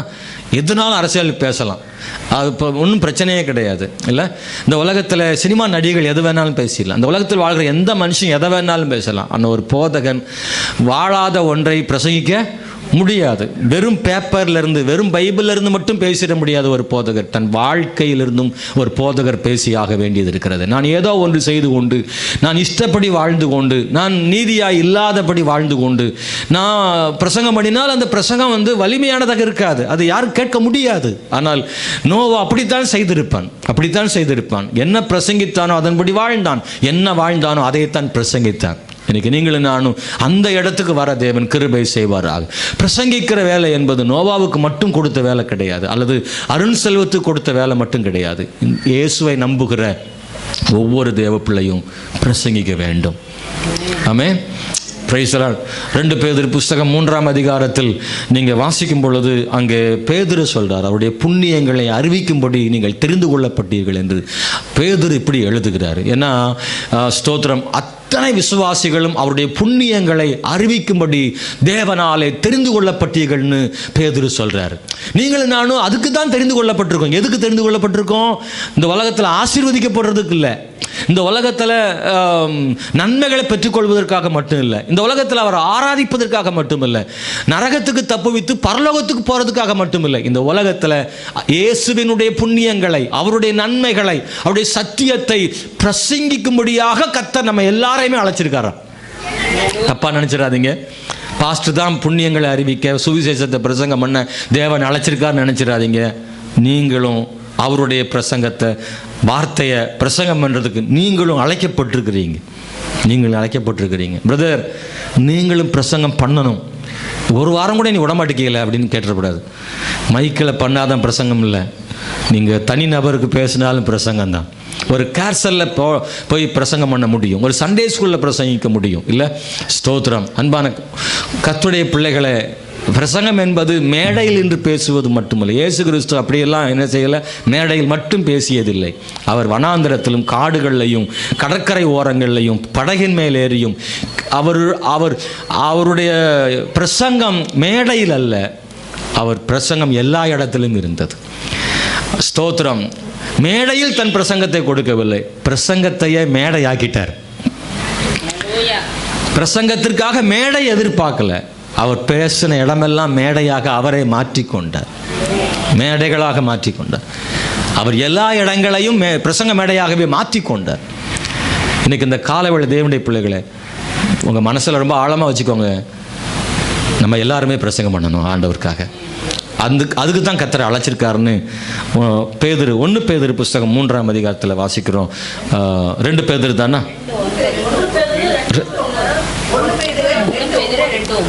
1 பேதுரு 2:9 சொல்லப்பட்டிருக்கிறார்.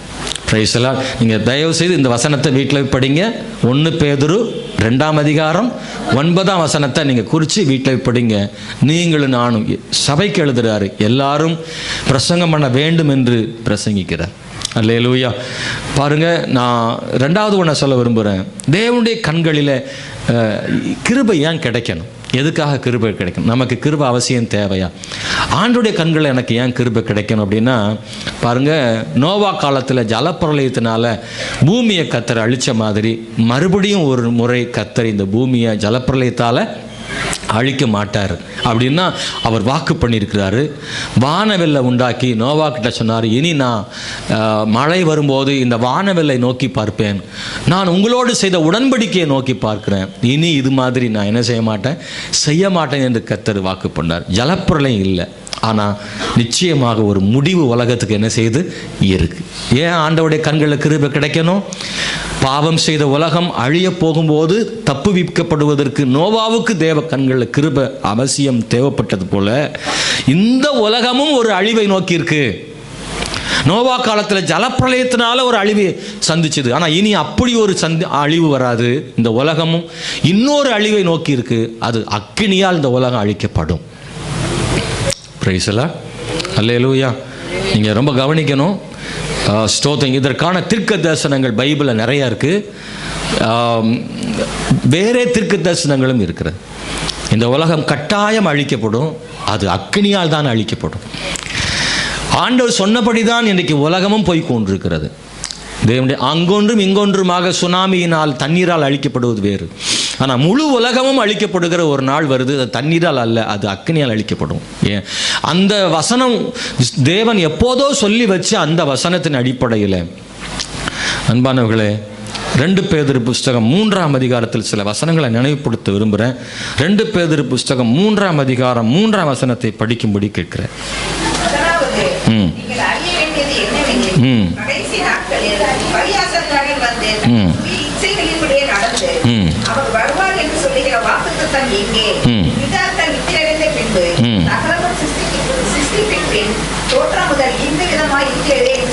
நானே இந்த மைக்கில் வாசித்தா எல்லாருக்கும் கேட்கும் நினைக்கிறேன். நான் வாசிக்கிறேன் பாருங்க. பூர்வ காலத்தில் தேவனுடைய வார்த்தையினாலே வானங்களும் ஜலத்தினின்று தோன்றி ஜலத்தினாலே நிலை கொண்டிருக்கிற பூமியும் உண்டாயின என்பதையும் அப்பொழுது இருந்த உலகம் ஜலப்பிரளயத்தினாலே அழிந்ததென்பதையும் மனதார அறியாமல் இருக்கிறார்கள். நோவா காலத்தில் ஜலப்பிரளயம் உண்டாகி முழு உலகமும் அழிக்கப்பட்டதுன்றதை இன்னும் உலகம் என்ன செய்யலை? அறிய மாட்டேங்குது. சொன்னாலும் புரிய மாட்டேங்குது. இந்த மக்களுக்கு புரியலை. ஏற்கனவே இந்த உலகம் அழிக்கப்பட்டிருக்கிறது என்பதை இந்த உலகம் ஏற்றுக்கொள்ள மறுக்கிறது, விசுவாசிக்கலை. அதான் ஆண்டவர் எழுதுகிறார் பாருங்க. இப்பொழுது இருக்கிற வானங்களும் பூமியும் அந்த வார்த்தையினாலேயே அக்கினிக்கு இரையாக வைக்கப்பட்டு தேவ பக்தி இல்லாதவர்கள் நியாயம் தீர்க்கப்பட்டு அழிந்து போகும் நாள் வரைக்கும் காக்கப்பட்டிருக்கு. எத்தனை பேருக்கு புரியுது இந்த வசனம்? எப்படி ஜலப்பிரளயத்தினால் உலகம் அழிக்கப்பட்டதோ அதே போல இந்த உலகம் மறுபடியும் அக்கினிக்கு இரையாக வைக்கப்பட்டிருக்கிறது. தேவ பக்தி இல்லாதவர்கள் நியாயம் தீர்க்கப்பட்டு அழிக்கப்படுவார்கள் என்று அதற்காகவே இந்த உலகம் இன்னும் வைக்கப்பட்டிருக்கிறதுன்னு ரொம்ப அழகா சொல்லியிருக்கு. அது எப்படி பாஸ்டர்? முழு உலகமும் அக்கினியால் அழிக்கப்படும். ஆமாம், எல்லா நாட்டுக்கிட்டையும் அணுகுன்றிருக்கு சொல்கிறாங்க. அப்போவே நான் சின்ன பையனாக இருக்கும்போதே கேள்விப்பட்டது. ஒரே அமெரிக்கா சொன்னது, எங்கிட்ட இருக்கிற ஒரே ஒரு பாம் அணுகுண்டை போட்டோம்னா இந்த உலகத்தை போல 7 பூமியை அழிக்க முடியுமா? அப்போவே வச்சுருந்தானா. இன்றைக்கி இருக்கிற பூமியை மாதிரி 7 பூமியை அழிக்கக்கூடிய அளவு கெப்பாசிட்டி உள்ள அணுகுண்டை அமெரிக்கா அப்போவே தயார் பண்ணிட்டான். இன்றைக்கி அணுகுண்டு தயாரிப்பதில் இந்தியாவும் இணைஞ்சிருக்கு. ரஷ்யா, வல்லரசு நாடுகள் எத்தனையோ குண்டுகளை தயார் பண்ணி வச்சுருக்கிறாங்க. யோசித்து பாருங்கள். சமீபத்தில் உக்ரைனோடு ஏற்பட்ட போரில் ரஷ்யா சொன்னது, தேவைப்பட்டால் அணு ஆயுதங்களையும் பயன்படுத்த தயங்க மாட்டோன்னு ரஷ்ய அதிபர் புட்டின் சொன்னார். இன்றைக்கும் ஒவ்வொரு நாடுகளும் இவ்வளோ யுத்தத்திலையும் மற்ற நாடுகள் உள்ள நுழையாமல் வெயிட் பண்ணுறதுக்கு காரணம் என்ன தெரியுமா? இன்னொரு உலக மகா யுத்தம் வந்துடக்கூடாது. இந்த உலகம் அடுத்து 3வது உலக மகா யுத்தம் ஏற்பட்டால் வெற்றி கொண்டாடுவதற்கு யாரும் இருக்க மாட்டார்கள். உலகம் முழுசும் அழிஞ்சிரும். ஏன்னா எல்லாத்துக்கிட்டையுமே அப்படி ஆயுதம் வச்சுருக்குறாங்க. எனவே அந்த அணுகுண்டு ஏற்படும் பொழுது ஸ்தோத்திரம், ஹிரோஷிமா, நாகாசாகி, ஜப்பானில் ஏற்பட்ட அழிவு முழு உலகத்துக்கும் தெரியும். இன்னைக்கு வரைக்கும் அந்த பாதிப்பு இருக்குது. நெருப்பு குழம்பு கருகி போனார்கள். இந்த உலகமும் கூட அப்படிப்பட்ட ஒரு பெரிய அக்கினிக்கு இரையாக வைக்கப்பட்டிருக்குன்னு ஆண்டவர் சொன்னதுக்கு இணங்க இந்த உலகமும் அப்படி தான் தயாராகிக்கிட்டே இருக்குது. இந்த உலகம் அக்கினியால் அழிக்கப்படாதுன்னு சொல்கிறத நம்பாதவனுக்கு இன்னைக்கு கண்ணும் கூட இருக்குது. கண்கூடா இருக்கு. அன்பானவர்களே, இந்த உலகம் அக்கினிக்கிரையாக வைக்கப்பட்டிருக்கிறது. ஆண்டவர் சொல்றாரு, நோவாவுக்கு அந்த தண்ணீர் ஜலப்புரளிய அழிவிலிருந்து காப்பாற்றப்பட நோவாவுக்கு கிருபை தேவைப்படுமானால், கடைசி காலத்தில் அக்கினிக்கு இரையாக போகிற உலகத்திலிருந்து காப்பாற்றப்படுறதுக்கு கிருபை, அவருடைய கண்கள் நமக்கு தேவை. எத்தனை பேருக்கு புரிஞ்சவங்க ரலையில சொல்லுங்க. சகோதரா சகோதரி, இது விளையாட்டு அல்ல. நீங்க சும்மா ஏதோ சொல்றாங்கன்னு நினைக்காதீங்க. இது நடக்க போகிற ஒன்றை தீர்க்கதரிசனமாக பைபிளில் சொல்லி இருக்கிறது. இந்த உலகம் அக்கினிக்கு இரையாக வைக்கப்பட்டிருக்கிறது. அதில் காப்பாற்றப்படுவதற்கு தேவ கிருபை நமக்கு தேவை. தேவ கிருபை தேவை. அன்பானவர்களே, ஸ்தோத்திரம். இன்னொன்றை நாம் புரிந்து கொள்ளக்கூடாது. தேவனுடைய கிருபையை பெற்றுக்கொள்றதுக்கு நோவா என்னவெல்லாம் செய்தாரோ, அதுபோல இன்றைக்கு நீங்களும் நானும் அக்கினிக்கு இரையாக வைக்கப்பட்ட உலகத்தில் காப்பாற்றப்படுவதற்கு உங்களுக்கும் எனக்கும் என்ன தேவை? இந்த கிருபை தேவை அவருடைய கண்களில். அதுக்கு நம்ம என்ன செய்யணும்னு தெரியுமா? முதல்ல பாவ மன்னிப்பு தேவை. தேவனுடைய கிருபையை பெற்றுக்கொள்வதற்கு பாவ மன்னிப்பு ரொம்ப அவசியம் தேவைப்படுது. ரோமர் புஸ்தகம் 5ஆம் அதிகாரம் 8-9 வசனங்களை வாசிக்க நேரில் நீங்கள் குறித்து வைத்துக் கொள்ளுங்கள். அன்பானவர்களே, கடைசி கால அழிவுக்கு தப்புவிக்கப்படுவதற்கு ஆண்டவர்ட்ட பாவ மன்னிப்பை பெற்றுக்கொள்ளணும். அவர் நீதிமானாக இருந்தான். அந்த நீதி உள்ள வாழ்க்கை அவருடைய இரத்தத்தினால் நமக்கு கிடைக்கும். இயேசுவின் இரத்தத்தினால் நீதிமான்களாக்கப்படுகிறோமே, அந்த கிருபையை பெற்றுக்கொள்ளுங்க. 2 ஆமென் ஸ்தோத்திரம். அவருடைய கிருபையினால தான் நம்ம பாவ மன்னிப்பை பெற்றுக்கொள்கிறோம். விசுவாசத்தினாலே பாவ மன்னிப்பை பெற்றுக்கொள்கிறோம். அன்பான அந்த விசுவாசம் கடைசி வரைக்கும் நமக்கு என்ன செய்யணும்? இருக்கணும். அல்லேலூயா. ரொம்ப முக்கியமானது அன்பானவர்களே, நம்முடைய தலைமுறையில் நாம் நீதிமான்களாக இருக்க வேண்டும். பாருங்க, இந்த மாதிரி சொல்கிறவங்களுக்கு பைபிள் சொல்லியிருக்கு. அது ரொம்ப கஷ்டமாக இருக்குது பாஸ்டர், உண்மையாக இருக்கிறது அவ்வளோ கஷ்டமாக இருக்குது. நானும் தான் முயற்சி பண்ணுறேன், ஆனால் அந்த உலகம் அப்படி ஒரு சூழ்நிலை இருக்குது பாஸ்டர். நானும் கண்ணை மூடி பார்க்க என் கண்ணு முழிச்சுக்கிட்டே போகுது. நானும் சிந்திக்கக்கூடாதுன்னு நினைக்கிற சிந்தனை ஓடிக்கிட்டு இருக்கு. நானும் இவன் கூட சேரக்கூடாதுன்னு நினைக்கிறேன், எப்படியோ சேர்ற மாதிரி ஆயிடுது. இதை செய்யக்கூடாதுன்னு நினைக்கிறேன், ஆனால் செய்யும்படி சூழ்நிலை வந்துடுது. இதை பேசக்கூடாதுன்னு நினைக்கிறேன், வாய் தவறி பேசிடுறேன்னு பாவத்தை மேற்கொள்ள இது கேட்குற சகோதரனே சகோதரியே, வசனம் நம்மளை ஜெயிக்க பண்ணும். இயேசு வசனத்தால் ஜெயிக்க முடியுமானால் நீங்கள் வசனத்தால் ஜெயிக்க முடியும். இன்னொன்று, நமக்கு பாவத்தை மேற்கொள்றதுக்கு, இயேசுவுக்காக நீதியாக வாழ்கிறதுக்கு இன்னொன்று உதவியாக இருக்குது. பரிசுத்த ஆவியானவர் உதவியாக இருக்கிறார். 1 கொரிந்தியர் புஸ்தகம் 3ஆம் அதிகாரம் 16வது வசனம், ரோமர் புஸ்தகம் 8ஆம் அதிகாரம் 13 வசனம். இதை நீங்கள் படித்து பார்த்தீங்கன்னா, பரிசுத்த ஆவியானவர் நம்முடைய குறைவுகளில் நமக்கு உதவி செய்கிறாராம், நம்முடைய பலவீனங்களில் நமக்கு உதவி செய்கிறாராம். பரிசுத்த ஆவிக்கு இடம் கொடுத்தீங்கன்னா, நல்ல ஆவில் நிரம்பி ஜெபம் பண்ணிங்கன்னா, ஆண்டவர் என்ன விதமான சூழ்நிலை வந்தாலும் அதில் நம்ம ஆண்டவருக்காக நிற்கிறதுக்கு பரிசுத்த ஆவி நமக்கு பலனை கொடுப்பார். அல்லேலூயா. பரிசுத்தாவின் அபிஷேகத்தை பெறாத வரைக்கும் விழுந்து கிடந்த சீஷர்கள் பரிசுத்தாவி பெற்ற பிறகு அவங்க கர்த்தருக்காக வைராக்கியமாக நின்னாங்க. தன் உயிர் போனாலும் பரவாயில்லன்னு ஆண்டவருக்காக நின்னாங்க. வைராக்கியம் கிடைச்சிது, ஜெயிக்க முடிஞ்சுது. அதுக்கு காரணம் பரிசுத்தாவியின் அபிஷேகம். அல்லேலூயா.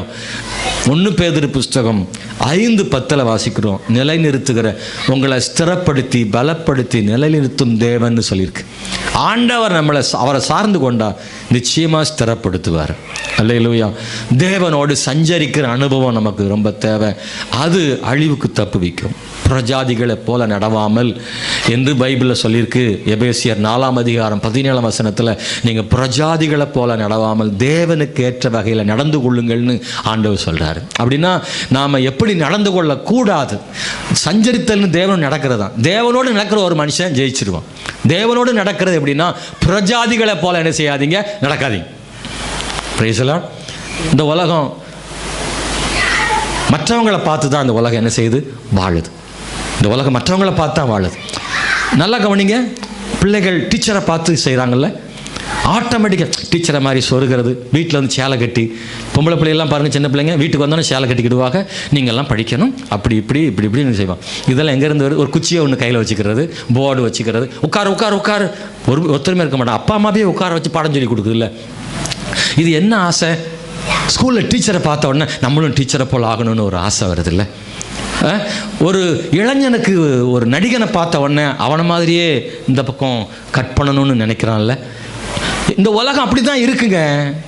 இன்னொரு ஆளை பார்த்து தான் அவங்கள மாதிரி செய்யணும்னு நினைக்கிறாங்கல்ல.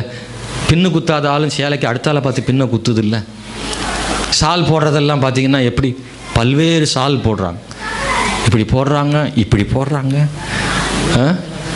அப்புறம் மூஞ்சையே ஃபுல்லாக கவர் பண்ணி தீவிரவாதி மாதிரி ஃபுல்லாக மூஞ்சையே மூடிக்குது. சிலது தூக்கி தூர போட்டு போயிடுது. உனக்கு ஒன்றும் வேண்டாம், சாலே வேண்டான்னு போயிடுது. போ ப்ரைஸெல்லாம். சிலது என்ன பர்பஸுக்கு சால் இருக்கோ அதெல்லாம் கிடையாது. கழுத்தை 2 சுற்றி சுற்றி வீலுக்குள்ளே மாட்டி கீழே கிடக்கு. கழுத்தை மட்டும் ஒரு சுற்றி சுற்றிக்கிறது. அது எதுக்கு சால்? அந்த சால் இதெல்லாம் எங்கேருந்து வருது? எவ்வளோ ஒருத்தி வண்டியில் போகும்போது சாலை சுற்றி போயிருப்பா சினிமாவில். அதை பார்த்தோன்னு நம்மளும் சுற்றுவோம்னு சுற்றுறது தான். யாரையோ ஒருத்தரை பார்த்து தான் செய்யணும்னு நினைக்கிறது தான் இந்த உலகம். அதுதான் உலகம். ஆண்டு சொல்லார், புறஜாதிகளை போல நீங்கள் நடவாதுருங்க. அந்த இடத்துல நீங்கள் கவனம் செலுத்திட்டீங்கன்னா நீங்கள் ஜெயிக்க முடியும். இன்னொரு ஆளை பார்க்காதீங்க, அவங்கள மாதிரி செய்ய நினைக்காதீங்க. அந்த சகோதரி இந்த சகோதரன் செய்கிறாரு, நம்மளும் செஞ்சால் என்னன்னு ஒரு நாள் நினைக்காதீங்க. எப்போ நம்ம மற்ற புறஜாதிகளை செய்கிறதெல்லாம் செய்யணும்னு நினைக்கிறோமோ அவங்க தான் பிரச்சனை வருது. அப்படி செய்யக்கூடாதுன்னு ஆண்டவர் சொல்கிறார். எபேசியர் 5:2 சொல்கிறார், அன்போடு நடந்து கொள்ளுங்கன்னு சொல்கிறார். எபேசியர் 5:8 சொல்கிறாரு, ஒளியின் பிள்ளைகளை போல நடந்து கொள்ளுங்கன்னு சொல்கிறார். எபேசியர் 5:15-17 சொல்லும் பொழுது ஞானமாக நடந்து கொள்ளுங்கன்னு சொல்கிறார். கர்த்தருடைய பிள்ளைங்க ஞானமாக நடந்து கொள்ளணும்னு கர்த்தர் சொல்கிறார். அன்பானவர்களே, அவர் கட்டளையிட்ட யாவையும் கை கொள்ளணும். நோவா அவர் சொன்னபடியெல்லாம் செய்தது மாதிரி மத்தேயு சுவிசேஷம் 28:20 நான் கட்டளையிட்டபடி செய்யணும்னு போதிங்கன்னு கர்த்தர் கட்டளை கொடுத்துருக்கிறார், பிரதான கட்டளை. அன்பான கர்த்தருடைய நீதியை பிரசங்கம் பண்ணுங்க. நிச்சயமாக கர்த்தர் நமக்கு உதவி செய்வார். கண்களை மூடி ஜெபிக்க போகிறோம். எல்லாரும் எழுந்திருந்து தேவ சமூகத்தில் நின்ற வண்ணமாக கரங்களை கூப்பி ஆண்டவர்கிட்ட ஒப்பு கொடுத்து தேவ சமூகத்தில் ஜெபம் பண்ண போகிறோம். ஹல்லேலூயா. இது ரொம்ப முக்கியம். ஒப்பு கொடுத்த நேரம் ஆண்டவர்கிட்ட ஒப்பு கொடுங்க. ஆண்டவரே, என்னை முற்றிலுமாக தாழ்த்துற ஆண்டவரே, உங்கள் கிருபை எனக்கு வேணும். நோவாவுக்கோ கர்த்தருடைய கண்களில் கிருபை கிடைத்தது போல இந்த கடைசி காலத்தில் எனக்கும் உடைய கிருபை கிடைக்க வேண்டும். என் பிள்ளைகளுக்கும் உடைய கிருபை கிடைக்க வேண்டும். என் குடும்பத்தாருக்கு இந்த கிருபை கிடைக்க வேண்டும். அல்லேலூயா, அல்லேலூயா. நோவாவும் அவனுடைய குடும்பமும் ஜலப்பிரளயம் முடிஞ்சு அந்த பேழையிலிருந்து கீழே இறங்கி வரும்பொழுது பார்த்தா அவங்க பார்த்த எதுவுமே இல்லை. அப்பதான் நோவா நினைச்சிருப்பாரு, ஆண்டவருடைய கிருபை எங்க மேல இருந்தது எவ்வளவு பெரியதென்று. இந்த உலகம் கடைசி காலத்தின் அழிவுக்காக அக்கினிக்கு இரையாக வைக்கப்பட்டிருக்கிறது. நோவாவுக்கு கிடைத்த கிருபை உங்களுக்கும் குடும்பத்துக்கு கிடைக்கணும். சகோதரா, சகோதரி, ஆண்டவர்கிட்ட கேளுங்க. கர்த்தருக்கு பயந்து வாழ்றோம், கர்த்தருக்கு பயந்து வாழ்றோம், கர்த்தருக்கு பயந்து வாழ்றோம். இந்த உலக நோவாவின் ஜலப்பிரளயத்தை மறந்து போனது. அதை ஏற்றுக்கொள்ள மனநிலையில இல்ல. நோவாவின் ஜலப்பிரளயத்தை விஞ்ஞான உலகம் கண்டுபிடிச்சிருக்கு. அரராத்து மலையில தங்கின அந்த நோவா பேழையினுடைய துண்டுகளை இன்னைக்கு வச்சிருக்காங்க. அது கண்டுபிடிக்கப்பட்டிருக்கு. உலக அறிவியல் விஞ்ஞானம் அதை ஏற்றுக்கொண்டிருக்கு. அப்படி ஒரு ஜலப்பிரளயம் நடந்ததாக சொல்லப்பட்டிருக்கு. முழு உலகத்திலையும் ஜலப்பிரளயத்தை பற்றிய கதைகள் இருக்கு. அது பொய் கிடையாது, புராண கதை இல்லை. நோவாவின் ஜலப்பிரளயம் சரித்திரம் நடந்தது. ஆண்டவர் சொல்றாரு, அது மாதிரி ஒரு பேர் அழிவுக்காக இந்த உலகம் வைக்கப்பட்டிருக்கு. ஜனமே நீ மனம் திரும்பு, ஜனமே நீ மனம் திரும்பு. அக்கினிக்கு இரையாக வைக்கப்பட்டிருக்கிறதான இந்த பூமியில நீ காக்கப்பட வேண்டுமானால் நீ தேவனுடைய கண்கள்ல உனக்கு கிருபை கிடைக்கணும். அந்த கிருபையை பெற்றுக்கொள்றதுக்காக நீ நீதி உள்ளவனாய் வாழ வேண்டும். உன் வாழ்க்கையில பாவ மன்னிப்பை பெற்றுக்கொள்ள வேண்டும். சூழ்நிலை மத்தியிலும் கர்த்தருக்காக நீதியா வாழ அவருடைய கட்டளைப்படியெல்லாம் செய். அவரை சார்ந்து கொள்ளணும், அவருக்கு முன்னாடி தாழ்த்தணும். நான் ஒன்றுமில்லை என்று அந்த கிருபை எனக்கும் என் குடும்பத்துக்கும் தார். ஆண்டவர், இன்னும் உடைய கிருபையை பெற்றுக்கொள்ளாத என் தேசத்திற்காக, என் குடும்பத்துக்காக, என் உறவினர்களுக்காக, நண்பர்களுக்காக ஜெபிக்கிறேன். ஆண்டவரே, ஆண்டவர் இன்னொன்னு சொல்லிட்டாரு. கடைசி காலத்துல நோவா காலத்துல இருந்த மாதிரி தான் மனுஷகுமாரன் காலத்திலையும் மக்கள் நிர்விசாரமா இருப்பாங்களாம். அதுவும் சொல்லிட்டாரு ஆண்டவர். இப்படிதான் இருப்பாங்க, காது கொடுத்து கேட்க மாட்டாங்க. என்ன சொன்னாலும் இந்த உலகத்தை அனுபவிக்கிறத விட மாட்டாங்க. என்ன சொன்னாலும் தேவன் பக்கமா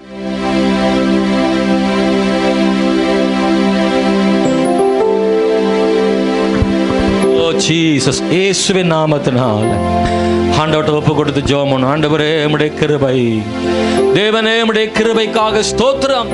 எங்களை தாழ்த்தி ஒப்பு கொடுக்கிறோம்ப்பா. நன்றி ஆண்டவரே. எங்கள் பரலோகத்தின் பிதாவே, சர்வ வல்லமையுள்ள தேவனே, இந்த கால வேளையில எங்கள் எல்லாரையும் அர்ப்பணம் செய்கிறோம் ஆண்டவரே. தீர்க்க தரிசனமான நம்முடைய வார்த்தைகளுக்காக ஸ்தோத்திரம். எங்களை ஒப்பு கொடுக்கிறோம். நாங்களும் கூட நோவா போல நம்முடைய கண்களில் கிருபையை பெற்றுக்கொள்ள உதவி செய்யுங்கப்பா.